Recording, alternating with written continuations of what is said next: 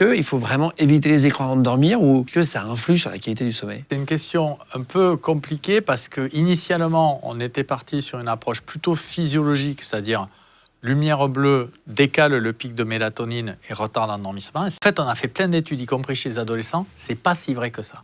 En fait, les écrans, ils sont nocifs prioritairement à cause du contenu.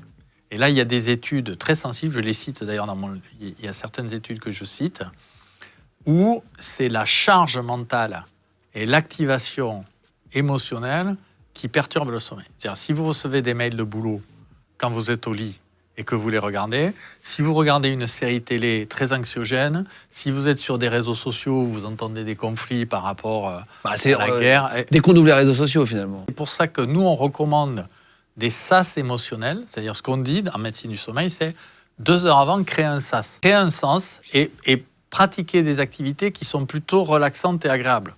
Ce lit, ça sert à 2 choses. Dodo et... Je vous laisse deviner le reste. Donc pour revenir au sujet... Position après. Pour revenir au sujet, il faut faire un sas. Oui. Il faut faire un sas. Et donc, vous allez au lit que quand vous avez sommeil. Très important.